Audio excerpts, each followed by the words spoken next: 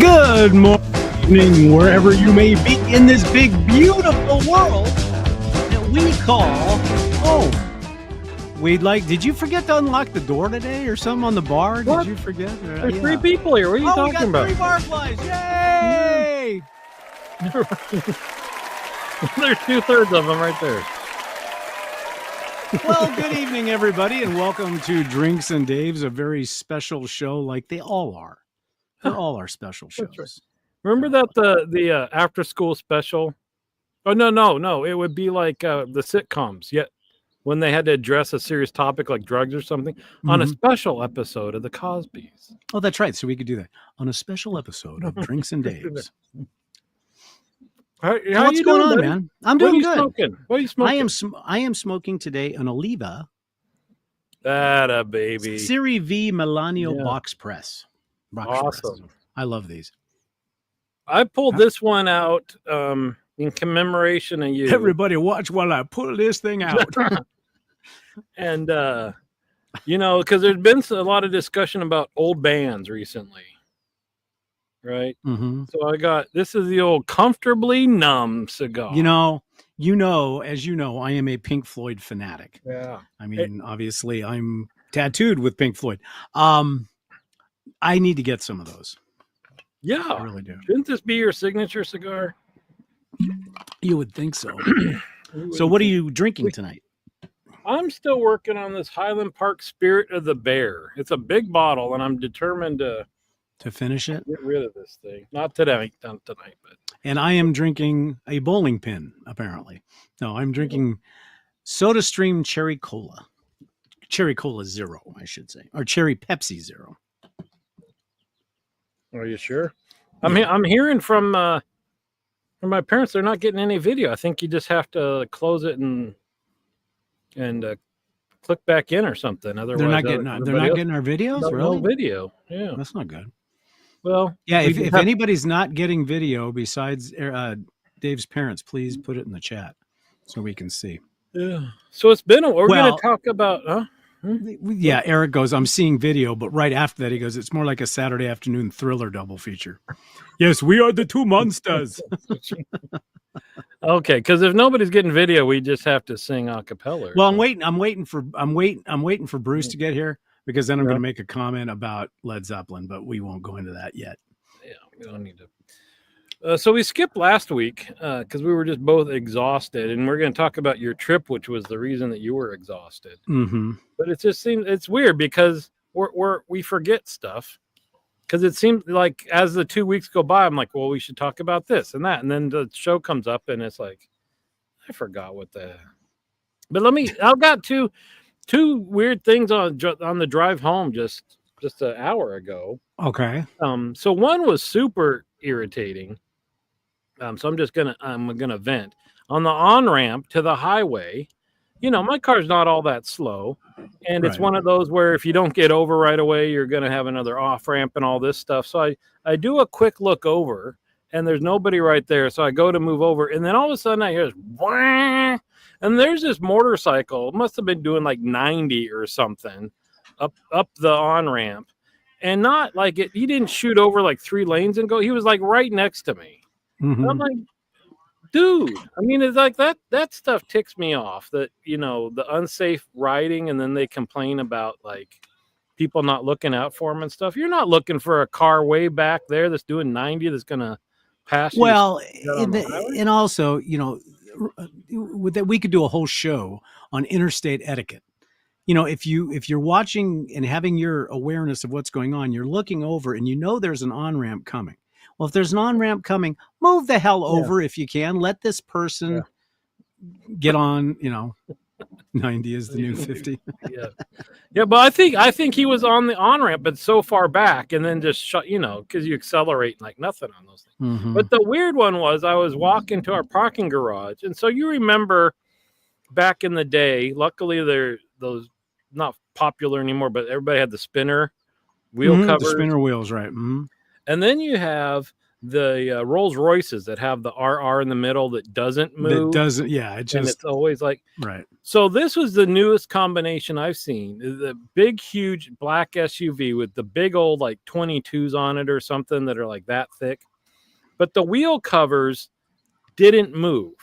Okay. And so this car's rolling along, but because they're stationary and you don't even hardly see the tire, it looked like it was just getting dragged on its tires or something. I'm like, and I had to look, it took me a second to figure out what was going on. I'm like, that's the dumbest looking thing.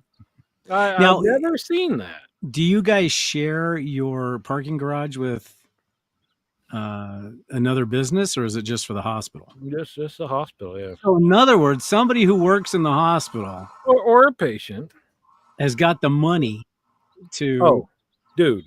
do that. Yeah. Believe me. And You this know, it was weird when I first started in healthcare. The very first time I went to work, I was expecting in the staff parking lot, you know, like to see the Porsches and Mercedes and all this like doctor money stuff. mhm. You know, Suburban, Nurses. Toyotas, all this stuff. And I mentioned it to like a doctor, and they like laugh. You know, like, you know what we get paid? But boy, the staff here, California money, this is where it is, buddy. Yeah. You have any Ferraris, of course? Well, not in the garage, but there are some Porsches and lots of Mercedes, lots of Tesla, tons of BMW. Yeah, they're all there. Well, no, did anybody in your parking garage have to? I would assume that it's a secured parking garage. No. So, did anybody have any Tesla issues with the crazy people? We haven't. I think, again, because so many people here own them. Oh, so here's an uncomfortable story. Had the watch show right in the city this weekend. So drove into the city. And on the way home, you got to drive through the whole city to get to this place. Come upon a protest, which is not unusual for San Francisco. Right. And then I realized it's outside a Tesla with all, you know, anti this and anti that. Here I am in my Tesla rolling by. There's an intersection right there. I'm like, please don't turn right. Please don't turn right. You know, made it through that intersection, got stopped at the next one with some dude with a Trump mask on with a big sign. And so he takes the opportunity to walk right in front of the car, and he's making signs and all this stuff. And luckily our youngest but he was supporting, wasn't he? No, they were all anti-Trump. This was anti-Trump. Yeah. Oh, okay. Yeah. And so luckily the youngest was like giving him thumbs up. But I'm like, dude, you know what? Again, I bought this car how many years ago? Well, You know? well, that's the part that drives me crazy about it, is the fact that they loved him. They loved him. He was the environmental Robin Hood with the Teslas and stuff, and now they hate him. It doesn't make sense. Yeah. It doesn't make sense. The dumbest thing I've seen is almost any car made by the French. Well, you know which one? Renault. Oh, so wait, was it who made the car with the whole front opens up and the steering wheel is attached to the front of the car and like moves out of the way? I have no idea. You don't know what I'm talking about? Oh, it sounds like a cartoon car. Oh, it looks like, I think Mr. Bean drove one. Really? It's like I think it's 3 wheels, 2 wheels in the front and 1 in the back. Mm-hmm. And to get in, the whole front of the car opens up. Oh, Isetta. That's Italian, I think. Isetta. Yeah, I think it's an Italian car. That's crazy. But if Mr. Bean drove it, then it's, you know. Some reason I wouldn't mind having one of those. I don't know. No. All right. No. So before we forgot to ask how our barflies are doing. Yeah, well, they they're seem to be already doing okay. I love that they carry on a conversation right there. That's great. So anyhow, you were going to say before we. Well, so we're going to talk about your big adventure last weekend. So what else has been going on besides that? Nothing. Nothing. We're just, you know, slowly but surely getting ready for the big vacation in June. Right. Other than that, you know, sorting rocks. We were trying to get the rock saw set up today to slice through one of the Thunder Eggs and a couple of geodes, but we didn't get a chance to do it because we installed a storage rack. Took the back seat of the Jeep out, put a storage rack in there so we can have more room for stuff. Crocs. Yeah. Yeah. Yeah.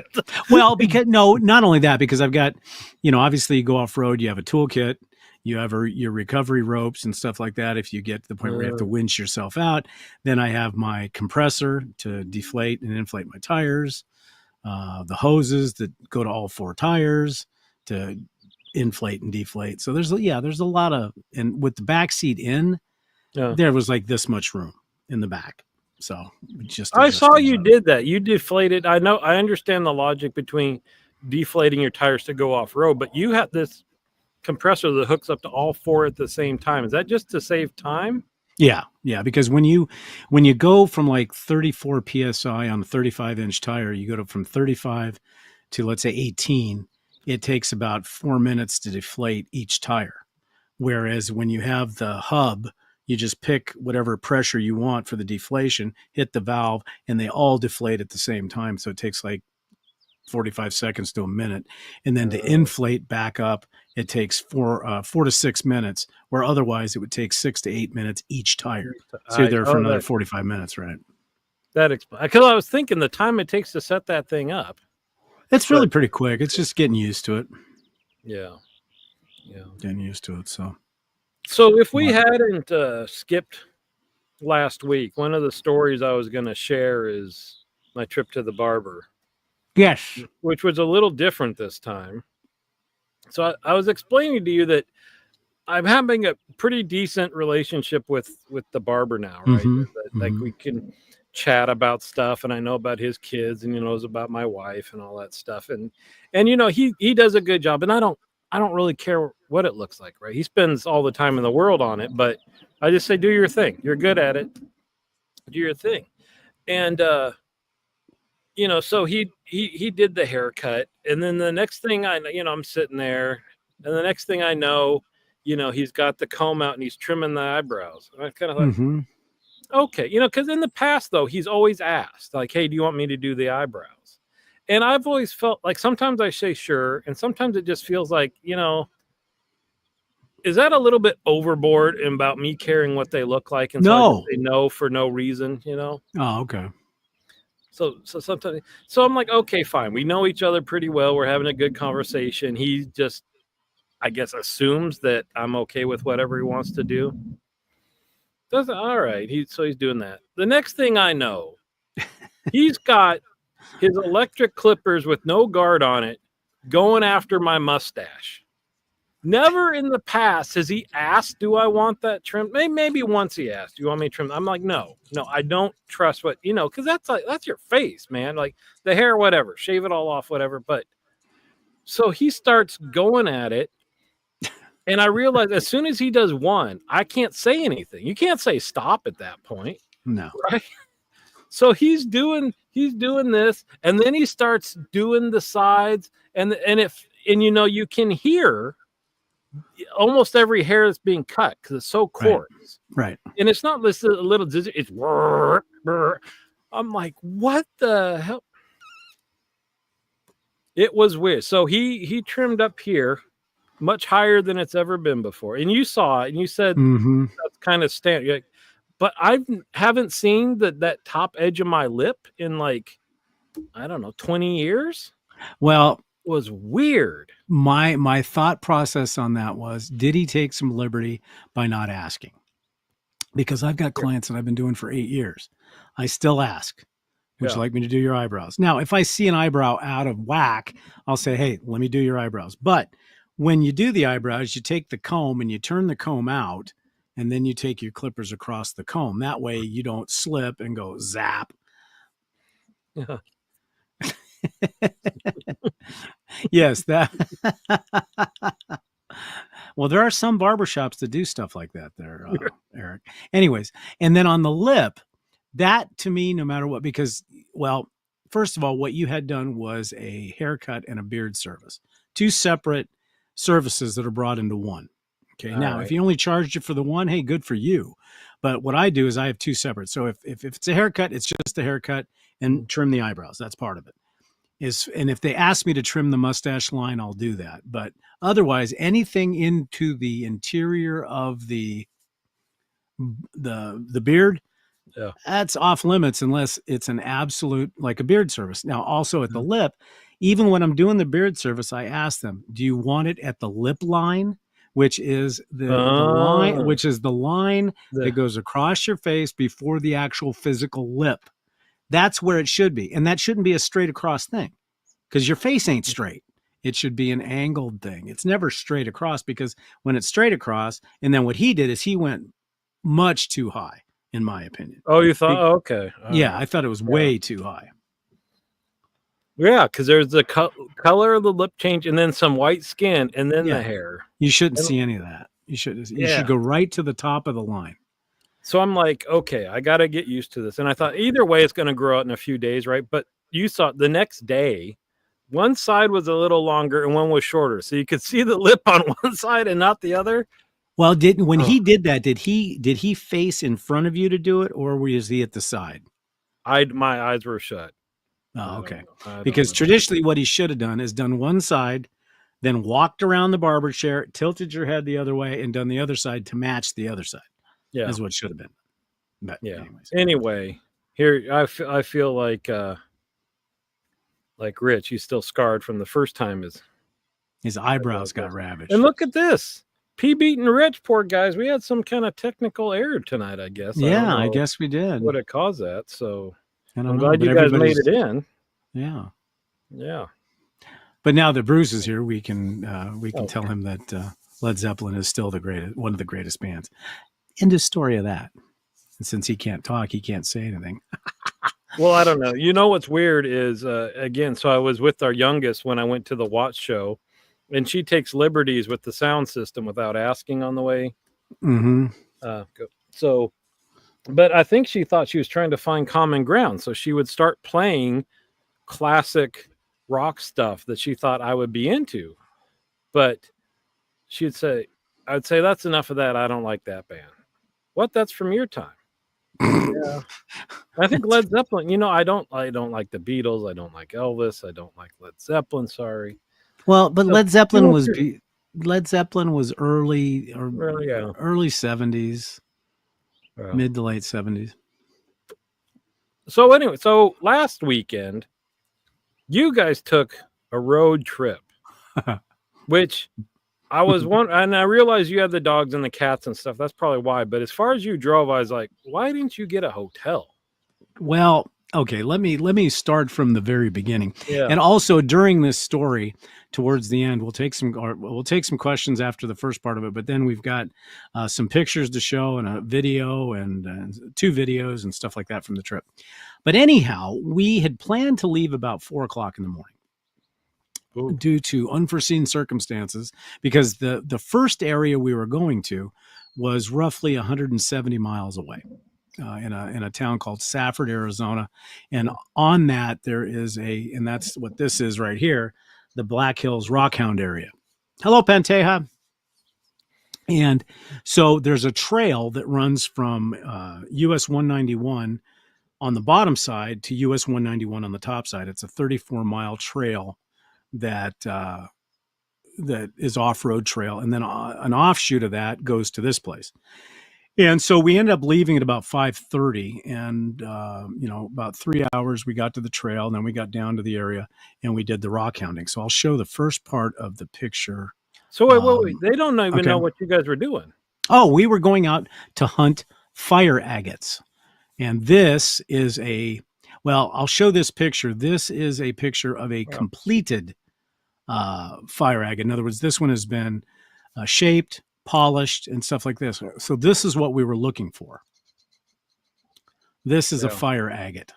They're a relatively new stone. I think they were first discovered about 1934. They are considered semi-precious. And so what this is, and we're going to have Tig Lily on the show to explain what all this other stuff is, because she knows more, but this is what they call fire. This is the fire agate, and you've got purples, you've got browns, you've got coppers, and everything else. And it's just absolutely stunningly gorgeous. So where you find this stuff is here. And we went to two separate locations. We went to this area, and we also went to what they call Round Mountain. Now, Round Mountain was another 60 miles away, where you actually had to go into New Mexico to enter the ranch. And the ranch was actually owned by one of the former chief justices. She was from Duncan, Arizona, and it's since been sold. But you go out on that ranch, and then the directions that we have were horrible. And so we finally got to where we were going. We don't have any pictures of that because by the time we got there, it was like 4:30 in the afternoon. Did hunted some rocks for about an hour or two, and then on the video that we have on Rocks and Roads, and if you'd like to check out Rocks and Roads, just look for Rocks and Roads on YouTube. And by the time we got off the trail, it was 8 p.m. And so we had been gone since 5 in the morning. Then we had to drive another 40 miles to Lordsburg, get fuel, and then drive the 4.5 hours home. So we got home about 1 a.m. Yeah, it was we were beat. But this the first place we went to was the Black Hills, and this is the area where we handed. Now you can't see, but all those rocks in there, they're all volcanic, and this is where black agate or fire agate really is. So that sign says Rockhoundng area. I never knew such. I mean, do you have other places like that are specified as like you can? I think there is, but Tig Lily would be the one to ask on that. This is all her. I mean, she researched this, wanted to go out there, and I'm just driving the Jeep and having fun driving the Jeep. This is like set aside because most federally owned land, you're not supposed to take anything. So they're saying this area you're allowed to take what you want. Right, because this is actually not. This is state land. This is BLM land, but they designated it as a Rockhoundng area because of the amount of fire agates that you can find out here, and it's also a place where you can camp. You can come off the trail and you can go camping and stuff like that. But yeah, it is. So as Sharon said, BLM does designate a few areas. So and the thing is, when you're in the BLM land, you can actually take 25 pounds of rocks per person out.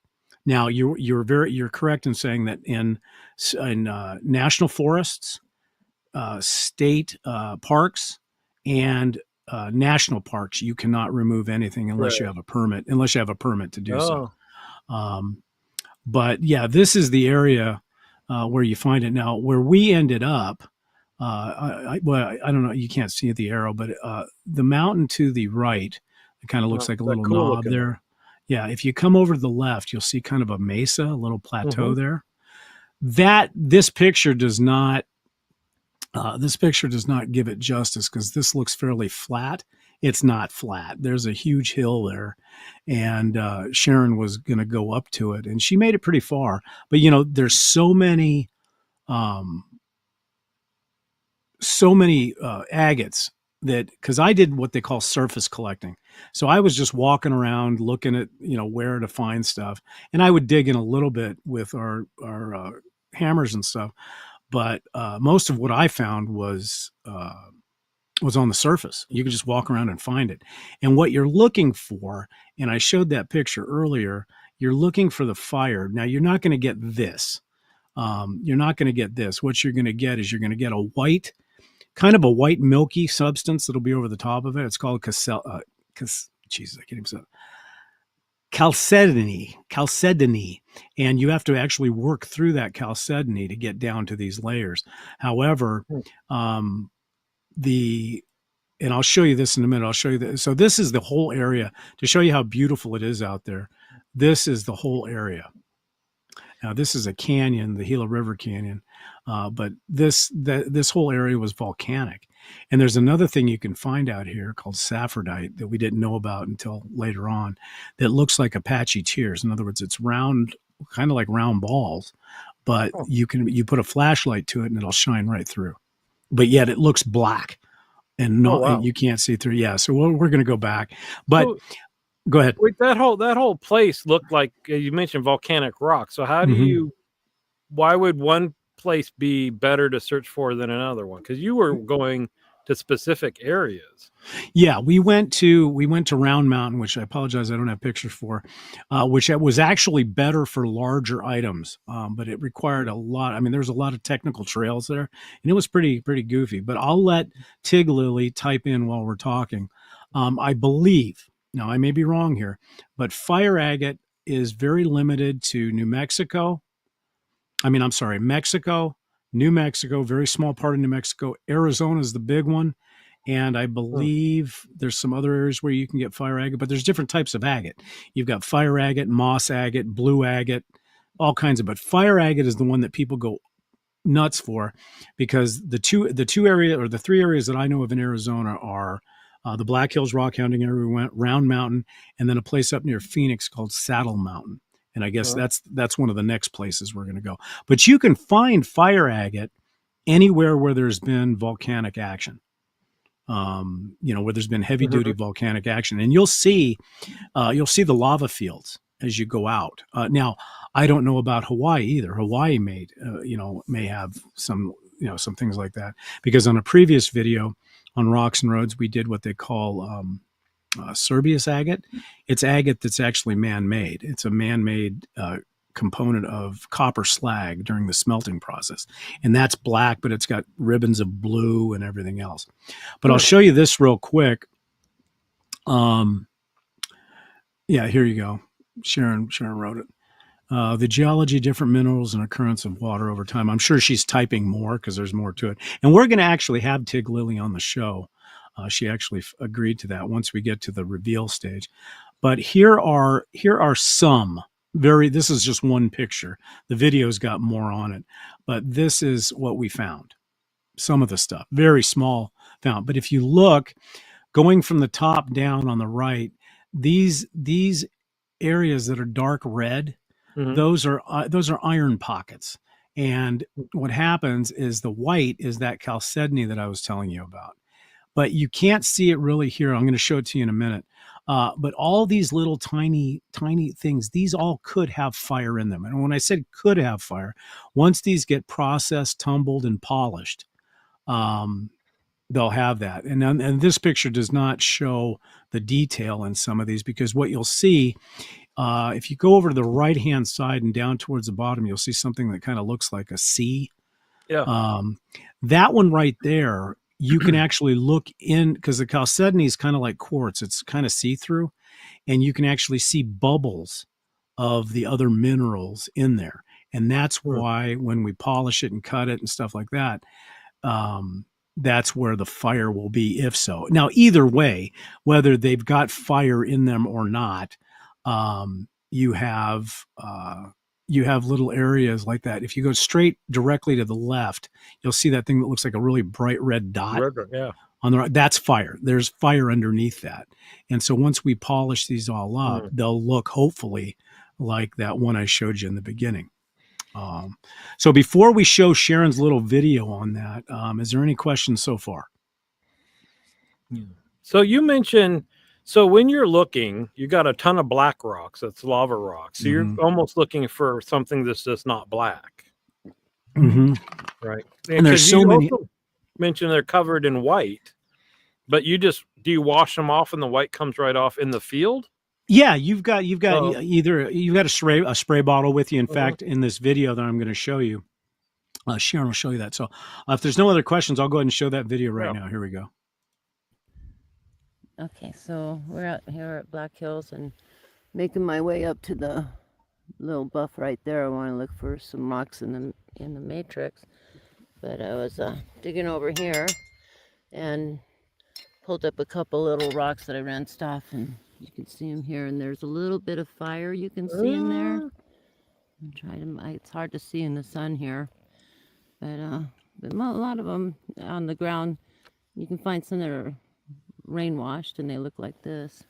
But these two I found and rinsed off, and this And then one I she's just going to pulled out spray of the ground. those. That's actually pretty clean still, but it looks like it's going to have some fire.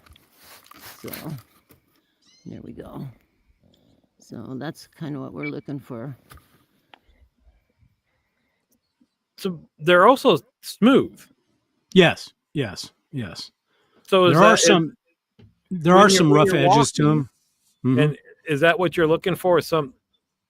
If it's smooth, then Not necessarily, because huh. the chalcedony that's on there can be kind of rough. So you could be looking down and thinking it's just a rock, and you pick it up and turn it over, and then you'll see. In fact, I'll play that video again just real quick, and we'll talk over it a little bit.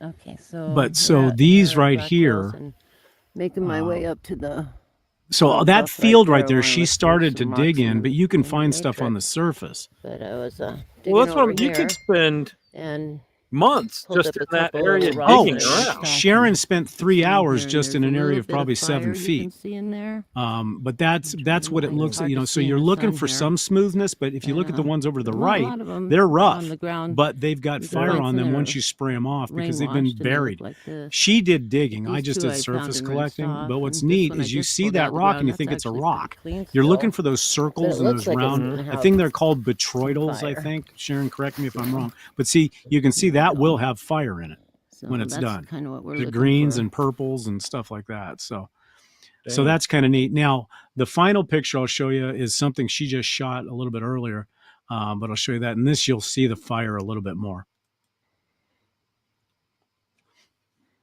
And that Really? hasn't been processed yet. Dude, That's you just could raw. just hang that on a necklace by its raw like that. Well, that's kind of, I think, some of the plans. But yeah, you could do that raw and just, you could drill a hole in it and put a class through it, or you could do what they call a wire wrap, and where Yeah. you wire wrap the thing. And yeah, so that's what we Wow. did, and that's kind of a hobby that we've kind of gotten into, and it's a lot of fun. It really is more fun than I thought it would be, and bringing home tons of rocks. Yeah. I mean, But, so that's why I guess that's what I'm still curious about, because she hiked a long way in to look, but you also just wherever you park, you could. So it's just like you just randomly just give it a shot. It's almost overwhelming when we got to, because we were beat because we had lunch at Black Hills, then we had to drive into New Mexico and then get to Round Mountain. But when we parked at Round Mountain, literally as soon as you get out of the vehicle, you could spend 2 hours within 2 feet of the vehicle. I mean, they're everywhere.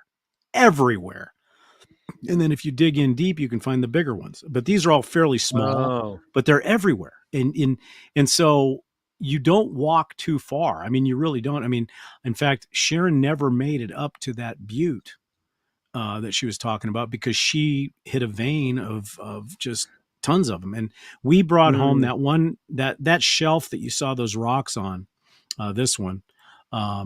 This is basically a shelf on the back of the tailgate of my Jeep. And so we unloaded that. Now these were, I'm not sure if these were hers or mine, but we both had two big, huge bags, and I didn't get a chance to load those other pictures. But yeah, we have probably, well, we're processing probably 3 huge, those containers that you do a turkey basting in. That we have three of those full, and right now, but the lava is very unstable to walk on. So you have to if you go out there with tennis shoes, you're going to sprain your ankle. You have to have a high boot, I think, that that kind of immobilize your ankle, because you're hiking and you're stepping over unbelievable, just loose rock. Yeah. And the problem is you're out in the middle of nowhere. I mean, the Black Hills area that we were at was probably 60 miles from anything. So if you get hurt out there, it's not good. But this one that I showed you, this one I think is just amazing. Yeah. I hadn't seen, I am seeing this video for the first time, like you guys are. I didn't know she had this. And you're right. I think that this one, just based on what I'm seeing, I would probably leave it alone. Seriously, I would probably leave it alone, because you've got the coppers, the purples, the greens. I probably wouldn't mess with that one. And now I've got another one I don't have a picture of, but I call it the Shield, and literally it looks like a police badge. And I'm going to polish that one up and put it in a necklace. And then you and I have talked about things that we're going to do. So it's a lot of fun. We were lucky that it was cool out there. I mean, it was probably in the 60s and 70s when we were out there. And that's why this rockhounding stuff now and through September. No, no. You're not out there because Safford, that area is southeast of town and it's lower. So you on a hot day, that area right there would be 110 degrees. And no. Yeah, you just can't do it on a hot day. And you still, you still need to have gloves and a hat and long.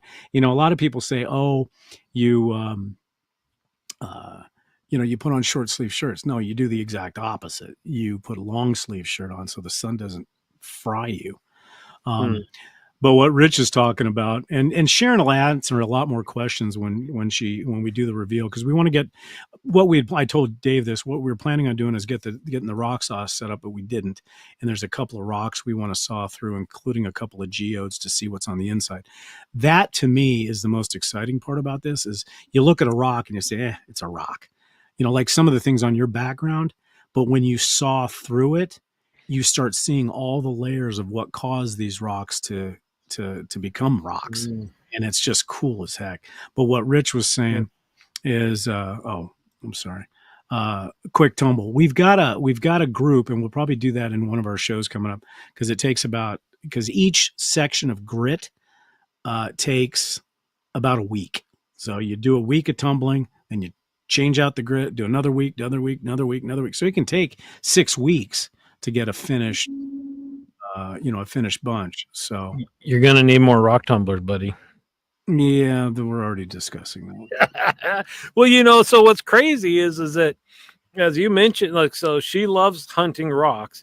You get to drive off road, and so it's a fun activity. But it sounds like we'll let her explain the process when we do a video just on that. But the end result is jewelry or artwork or something for these stones, right? Well, so you guys have enough for years already. Yeah, but it's like any other hobby, is one watch enough? Is one cigar enough? Is one rock enough? The benefit of this is the initial cost. The initial cost of this is, it's not too expensive, but it's still like any other hobby you're starting. And then once you get into it, it's free. I mean, really, gas and stuff like that. Yeah. So, but to me, my benefit is that and we haven't even talked about that, because I think there's got to be some type of mineral that we can hone to make a razor. But we'll go, because wouldn't that be cool to have a razor that was fire agate? That would be cool as hell. I don't think it would work, but you never know. What's the shale? Shale, super sharp, right? Yeah. But to me, what the benefit I get is, one, I get to drive off road in the Jeep. That's fun. But more importantly, when I see her happy as a freaking clam, sitting on her butt with a shovel and a pick, digging in the dirt, getting dirty, that's when she's in her happy spot. Obsidian. Yeah, we could probably do, she is so happy because, the thing is, it's so cool to see someone that wants to get out and get their hands dirty, because I may be sharing more than she wants me to share, but that was her original plan in life. She wanted to be a geologist, but unfortunately her high school counselors were too busy smoking pot, not giving advice, and didn't tell her about scholarship, because she graduated when she was a junior. Wow. And so she's like, why she's with me, I don't know, because she's like ultra smart. But so her being able to go out in nature, especially in Arizona, because Arizona is like a rockhounder's dream, because you've got everything here. You've got fluorite, turquoise, jasper, opal. I mean, you got a little bit of everything out here. And to see her kind of living that fantasy dream thing, that makes it worth it. It makes it worth it. It really does. Now, who does the is going to be? So this is the quick part. So getting the stones ready, as you mentioned, could take weeks and weeks and weeks. And then if you're going to make jewelry out of it, that's cutting and shaping and fitting and reshaping. Is that her too? Both of us. I mean, we'll both do it. I mean, we're in the process of looking at what they call a cabochon machine. And the cabochon is this. This is a cabochon. In other words, it's been shaped. This one probably a little bit rough shape, but on the back of this, it probably isn't polished. It's probably raw, but it's flat, and so it's been cut. It's been shaped, and what a cabochon machine will do is you've got 6 wheels, and well, actually, you've got 8 wheels when you think about it. You've got one side that has a real rough wheel, and then what you're doing is you're sanding the edges. And what a lot of guys will do is that at the very edge of the stone, they'll actually cut in a channel where you can actually put wire in the channel to wrap it, so you would never see that on a necklace. But then this is a final polish stage. So you go from this, and it's just like, frankly, and the reason why I'm kind of excited about it is it's like honing. You're going from one grit to this next grit to the next grit to the next grit. Yeah. And then once you finally get it polished the way you want it, then you can shape it. And then, of course, Sharon has done jewelry before. So you've got blanks, and you glue those blanks to whether they be cufflinks or a necklace or a ring or whatever it may be. So that, I mean, it's a long process, but as a hobby, it's, she loves it. Well, and, the saddest part about everything we've talked about today, and you might not have realized this yet, but you're going to have to stop the barbering at some point, because you've got now 3 YouTube channels. So you're halfway 3. Quitting and being a social media star. Yeah. And then you're going to have this whole jewelry business. You're not going to have time for your.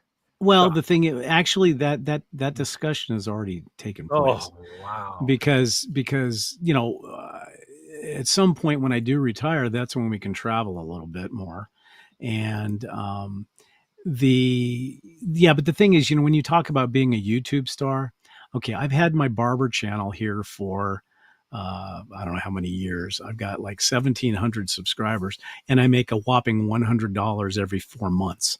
So it's going to take a while. I mean, you have to have at least you have to have at least the effort in. Yeah, you have to have at least 100,000 subscribers to start making a living. And then, people don't realize that people that have YouTube channels that are 80,000 to or 100,000 to $1 million, these people are making millions of dollars a year on YouTube. Right. Millions. Well, you got to start by, posting your fit every day. This is what I'm wearing to the shop today. And you do the little post. That's what gets them, Dave. You're not doing that. These shoes are Keds from Target. Yeah, no, that ain't going to happen. But PB, 2 questions. Can you make a shave brush out of stone, and who makes the sandwiches? Well, tell them what you had for lunch out there. Yeah. As far as making a shave brush out of stone, that would be something that I would ask Wonko the Sane or Eric, who, if he's still here, because you'd have to have a very large stone, and I don't know what type of. I'm sure it can be done because stonemasons have been doing it for years. So I don't know how big of a stone you would need, and then I don't know what type of lathe. Well, then the weight of that sucker would be. Yeah, so Wonko would be. Hopefully, Wonko will come in and see. And I know he won't answer because he's going, "Oh no." But the question that was posed to him quickly though about these smaller ones is setting them in. Resin, and then turning that resin clear resin, and then you could see all these gorgeous stones in there. That's not a bad idea, is taking a bunch of the smaller stones once they are polished, then send those to Eric, and he could put them in a clear. Yeah, simple, Eric. But Eric, I think we've solved it for you, Wonko. Is if we send you a bunch of little tiny shards and pieces of the fire agate, you could put that in a clear resin, correct? Here you go. Yeah. You encase it in like they do with that with little coins now, right? Exactly. Oh. So yeah. Well, that's interesting. Yeah, we'll have to look at that. So let me see, a cabochon and a rock lathe. Okay. Yeah. See, the time to getting rid of your shop keeps getting shorter with. Yeah, no. But see, the problem is I love what I do. Yeah. I love let me see if I can find the sandwich. Let me see if I can find the sandwich picture. I don't think I have it. No, I don't. Yeah, I don't have it. But okay, so PB, what we had is my wife and I really, really like banh mi sandwiches. Love them. Just love them. And obviously, the correct way to have a banh mi is it has to be a duck pate, but that's hard to do. So, a lot of people use a pork mixture with mayonnaise, and make it nice. And then the cilantro, the jalapenos, the serrano peppers, the carrots, the daikon, and everything else. So, Sharon had the idea of wanting to do that instead of, because I was like, hey, get some bread, get some bologna, get some cheese. We'll have bologna sandwiches out on the trail. That's it. Cheetos and bologna sandwiches. Well, Sharon came up with the idea of doing these sandwiches. So she was like, well, what are we going to use for the pate? And I said, well, let's use liverwurst. Liverwurst is I love liverwurst. So Sharon went out and bought some Braunschweiger, and we sliced it thin and mashed it up with mayonnaise and spread that on the bread, then put carrots, daikon, jalapenos. And so we had banh mi sandwiches out so we were bougie rockhounding. Yeah. Is that why you didn't leave till 5:30? No, those were made the night before. Got it. So yeah, so that was our trip. And one thing that we learned is we will never, ever, ever, ever, ever do this again, as far as going out and coming home the same day. No. Yeah, no, but this was kind of a scouting mission to see if we could take the motorhome out to this area. And I think we could probably go to the Black Hills area with the motorhome, but not the other place. The other place was now see, you also haven't realized that several years down the road, what you're going to end up with is one of those big vans that you can live in. So you can drive that from state to state right up to where you need to do your rockhounding. You got the dogs in there. You got your kitchen. That's the motorhome. Yeah. That's what I'm saying. That's the motorhome. That's a little big, isn't it? No, it's only 28 feet.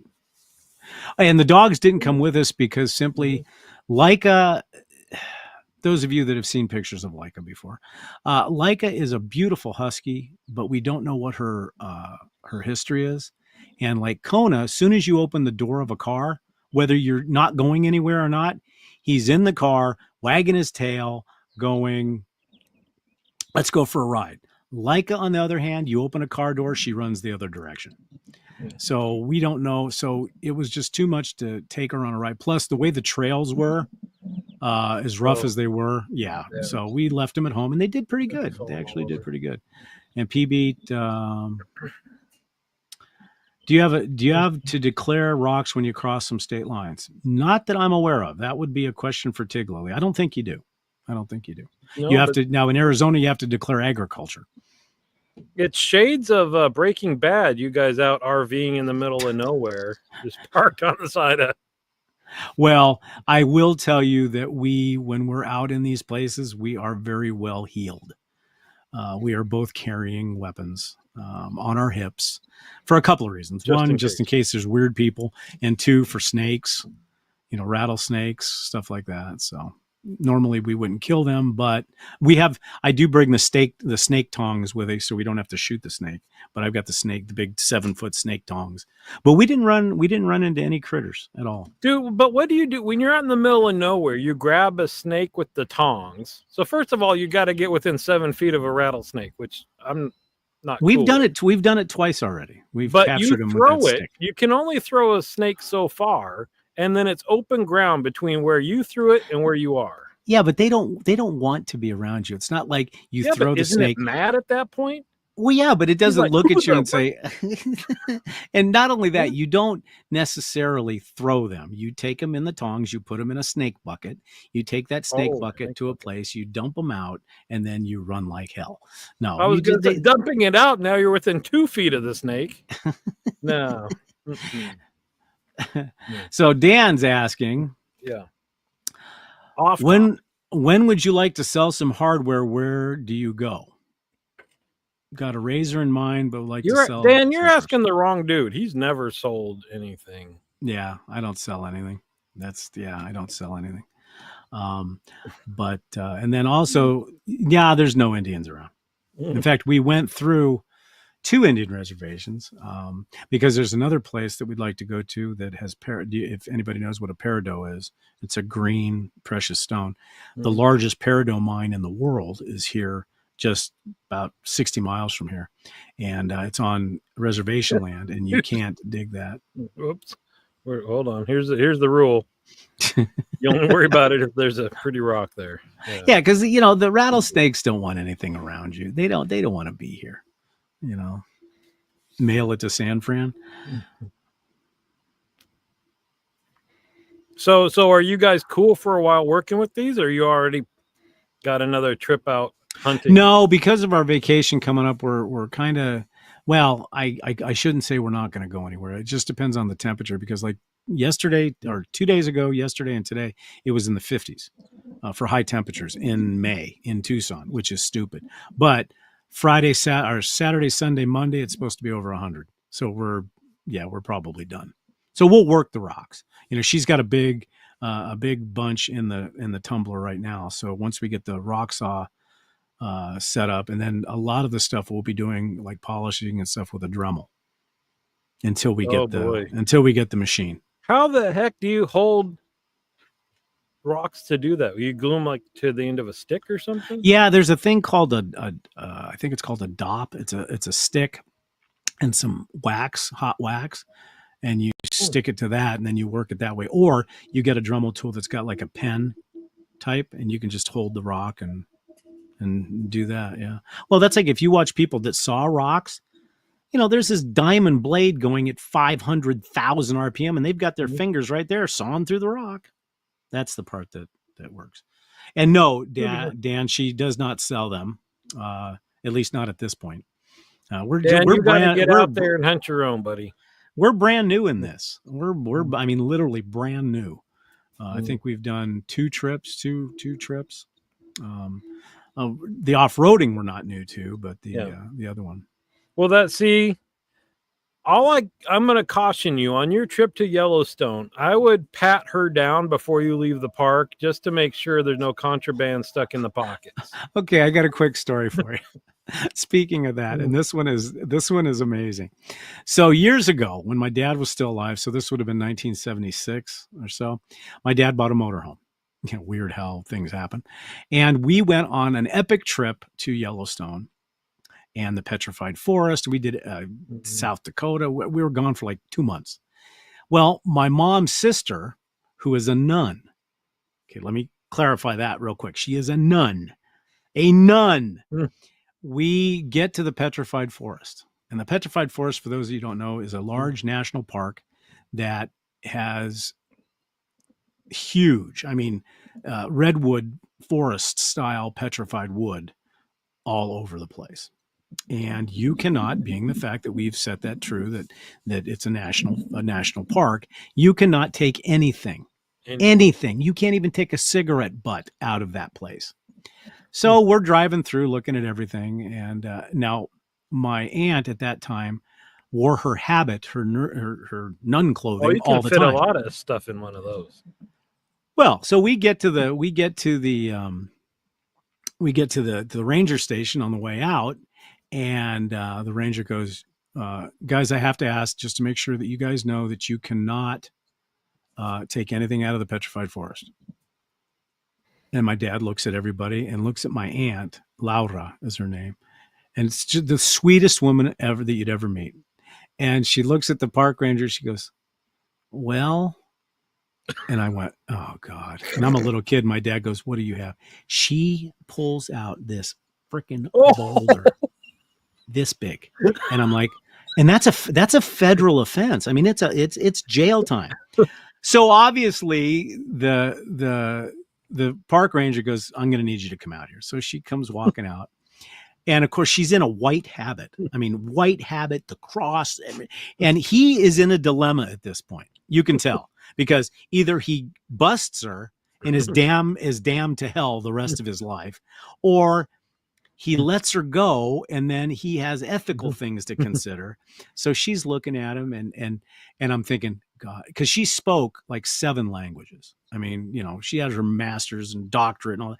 And I'm thinking, don't you dare start speaking Spanish and act like you don't speak English. I said, please don't. So she goes, well, she goes, let me think. This rock called to me.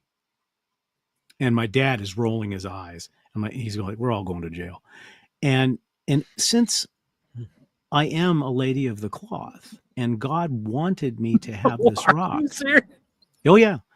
And the ranger looked and said, "Get the hell out of here. Let her keep it. Let her keep it." So this, and I don't know whatever happened to it.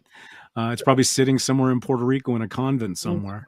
But yeah, let her keep it. So yeah, Sharon's already mapped out. Like we can't, when we're in Yellowstone, the Yellowstone River is a place where you can find really cool agates and stuff, but you can't do it in the park. So we've already got a side trip planned.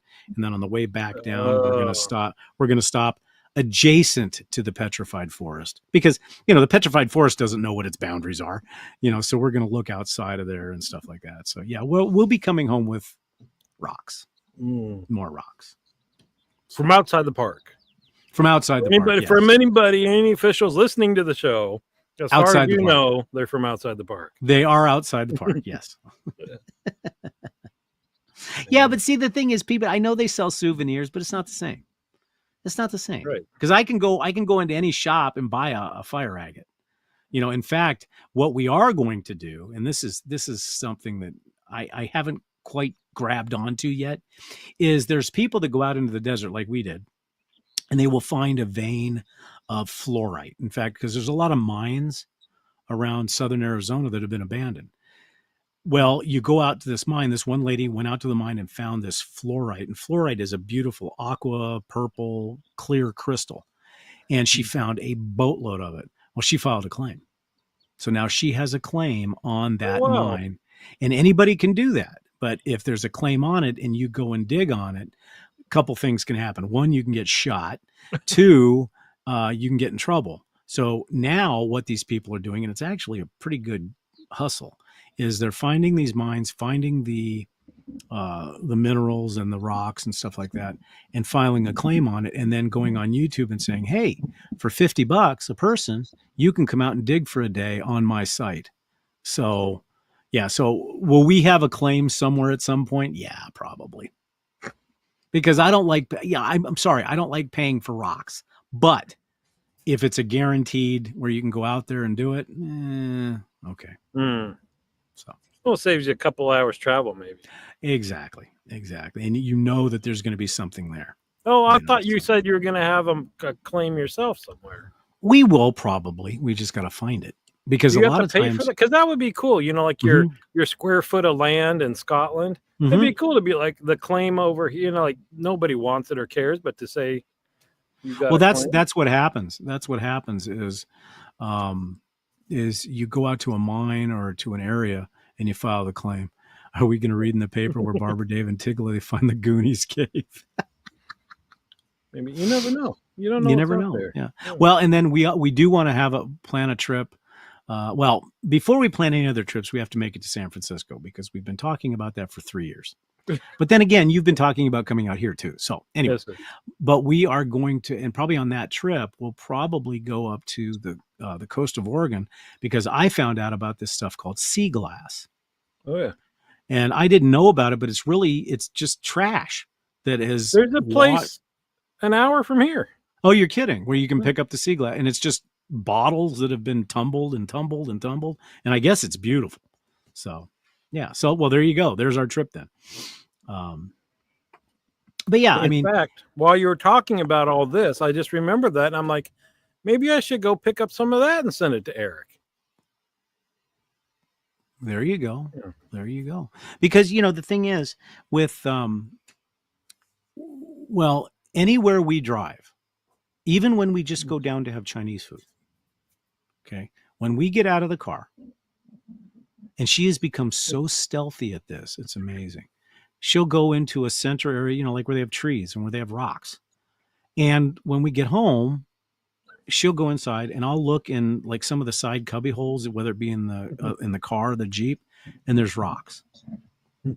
So Sharon collects rocks all the time. In fact, some of those people that saw my video some of those polished rocks were from our driveway. I was going to say, you're wasting your time driving this far. Just go grab a burger, let her wander around. What's that? Yeah. Alaska. Oh, that would be a good. I would go in a heartbeat from the. Yeah, but I would go up there in a heartbeat, but there is a certain temperature gradient that Tig Lily operates in. Yeah.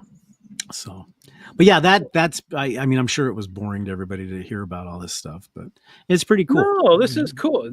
I mean, we could talk about fast food next week, but it's nice to Yeah, have and we something a did, little and we different. did end up talking about food. We had We did. our homemade banh mi sandwiches. We did. Actually, we do have a metal detector that we've thought about finding a top pocket find. Those people that watch a certain show will know what that means. But yeah, apparently there's a wash, which is an arroyo, which is a canal, dry wash, dry riverbed, just to the north of us, that is called Cañada del Oro, and it was named for that because of gold. See, I'm glad you brought that up, Dan, because I have over the years purchased a number of different high-end minerals, I should say, for her, and Whoops. she'd rather go out and mine her own. Found some rocks for you. Yeah, exactly. Yeah. And I guess you can find diamond too. I mean, if you get lucky. Yeah, well, just like anything, I mean, you got to know what you're looking for, because if she's Right. finding stuff, just everywhere, it's like because people walk by and aren't looking or have no clue what that would be after you clean it up. The bad part about this is anytime we're anywhere where there's rocks, now that you're starting to get into it, you're starting to look more and say, what could that be? What could that be? And people look at you like you're a complete insane person. So. But no, it's a lot of fun. It's more fun than I thought, because I was just there for the Jeep. Literally, I was just there to drive the Jeep. But I'm starting to get more. In fact, we just did today. We put some more storage in the back of the Jeep and stuff like that. Look at that. We ranked over the playoffs. Wow. Yeah. So anyway, I felt like I kind of bogarted the whole show with this stuff, but no. Look at the barflies chatting it up. Yeah, and we are, and Tig Lily will be on the show once we start doing our big reveals. And what we'll do is we'll probably set up some type of camera. I don't know how we're going to do it, but we'll figure out a way to where we can actually show the rocks live. That'd be cool. We'll see what we can do that way. Yeah. So what else you got, Dave? Oh, wow. We've been on for an hour 7 already. Wow. Yeah, see? This flew by. It just seems that our shows work better when we just kind of the day of say, hey, why don't we talk about this? Why don't we talk about this? Yeah. Well, we're going on a trip starting tomorrow. Yeah, so talk about that for well, you can talk next week we'll talk about it, but right. Because this is just a repositioning cruise, right? Yeah. Those are cool because they don't have as much people on them, right? We'll find out. This is a short one. The long ones, like when they're going transatlantic and stuff, those have fewer people, a lot fewer kids, because they're during the school year and they can't take off 2 weeks and stuff like that. But right. But this is a Disney one, right? Oh yes. Well, so there's probably not going to be a lot of kids. They're all in school, right? Yeah. They're always kids. Right, but it'll be fun. And where's the trip going? From where to where? Just San Diego to Vancouver, Canada. Oh, that'll be a nice trip. And how many stops? How many stops do you have? None. Oh, really? It's just all sea day, all ocean days? Yep. Just shooting up there. So well, that's cool. That'll be fun. So in other words, a lot of eating and sitting on the deck and a lot more eating. And we'll see. We've got again, spoiler. We'll probably talk about this next week, but we got the spa pass this time. We never bought that before. So, cool. I like to say that, Disney is kids and all this stuff, but you make every cruise what you want. So when we take the kids, when they were younger, it was all about the photo ops and activities and mini golf and all this stuff. When it's just the wife and I, like, especially this time, it's going to be like laying in heated loungers and having cocktails and listening to. Does that spa, because we did this, where you can do the mud treatment? Well, you'd have to pay extra. We did that once. It was interesting. Was it? I guess would be the best way to put it. Yes. It's like when you're a kid and you play in the mud, you get in trouble. But this one, you paid money to play in the mud. But I guess they've got like different shower rooms where it's different types of showers and different smells and lights and stuff like that. Just, it's all. So I assume you're going to have a manicure and a pedicure. You might as well. I wasn't planning on. Have you ever had one before? Yeah. Okay. I don't mind the pedicure good because you get the foot massage. Right. What I'm most excited about is, again, we'll talk more about it later, but we're going to be able to have free alcohol, which is unusual on a Disney cruise. And I requested specifically Lagavulin to be stocked. So I think it should be. So really, you can request. If you've traveled the way you're that up. we I are, was going to say you're part of the. You're like above the Mickey Mouse Club. Are you like Mickey Mouse Admiral status? Or are you still good? Or are you still goofy? No, we're up there. Okay. All right. Well, if there's no more questions, can you read that? I'm on a different page. Any other questions at all? No. PB was wondering if we're going to Vancouver Island. No, it seriously is. We're getting on the ship. We'll leave. We'll hit the port in Vancouver and take an Uber right to the airport. It's not exciting, wow. But so the deal is we have several other cruises already on the books, but the next one wasn't going to be until October. My wife was like, I'm really jonesing for a Disney cruise. I said, well, find one out of San Diego so we don't have to fly across country. And she found this one, and it's quick. Well, and frankly, what she's been through in the last couple of months, this is what's nice about this is after everything she's been through medically, she can just sit back, relax, and be waited on. Which is a good thing. So, all right, folks. Well, thank you for joining us tonight, and we certainly appreciate it. We'll see you next week. Maybe we'll see how hungover Dave is from all of his drinking. But check out his channel, my other channel. Just have fun, and we really appreciate you guys being here. Tell you what, Dave. Why don't you say goodnight? Night, Dave. Have a good night, everybody.